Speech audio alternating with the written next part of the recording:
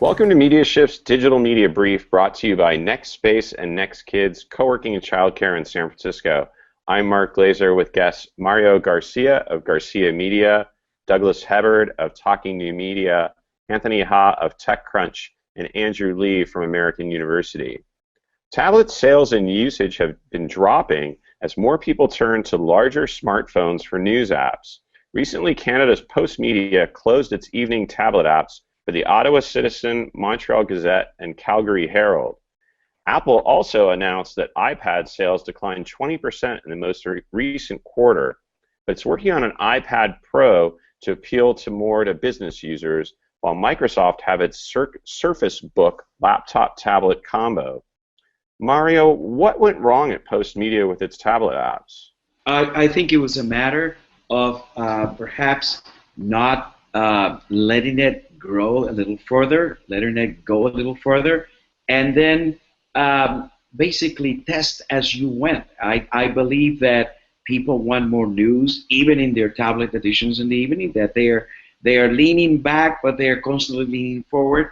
And I think a correction, a mid-weight correction, would have really proved to be the right way to go, because you have all of these tablet editions in Europe, primarily in Scandinavia, that do well, but they are newsy as well as featurey. They have the magazine elements, they have the video, but they're also into news, and more importantly, they include a printed version of tomorrow's newspaper, which many people find easy to read the night before, specifically young parents, which are going to be very busy in the morning. So they look at tomorrow's newspaper. Advertisers love the idea that people are looking at these newspapers the night before on their tablets. So I believe that there was probably a lack of time for these tablet editions to develop. And Anthony, should publishers continue to pour resources into tablet apps, or do you think they should develop one app for many devices?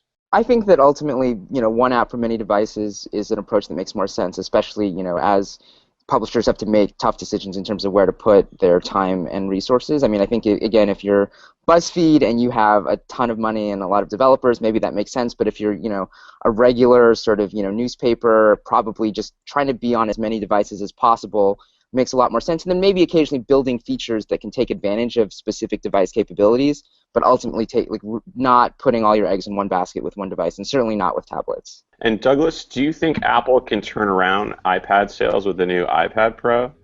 Probably not. It's really a different market than the other iPads, the iPad Mini, the regular iPad. People were buying those not only to view videos and read things and play games, but they were using them as e-readers.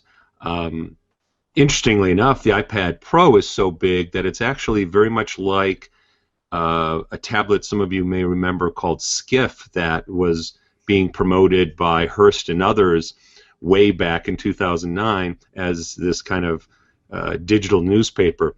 That went nowhere, obviously, and I doubt that we're all going to be reading newspapers on gigantic tablets anytime soon. And Andrew, do you think the larger smartphones are now kind of leaving tablets literally in the dust? Yeah, I mean, just anecdotally, you hear about folks who are using the new, larger phablets, the 6S Plus and the Samsung Galaxy Note. And, that's been a trend in Asia for years and years, and we're kind of catching up to that in the US. And you just find people saying, I have a tablet, but I wind up not using it because the larger size phone is big enough for me to consume all the media that I want, but it's always on, it's in my pocket.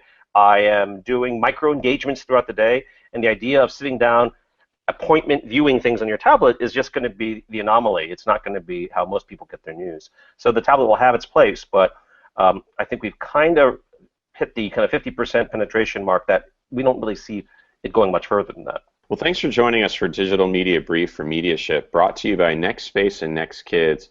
Learn more about their pioneering program combining co-working and childcare at nextspace.us/nextkids. We'll catch you next week.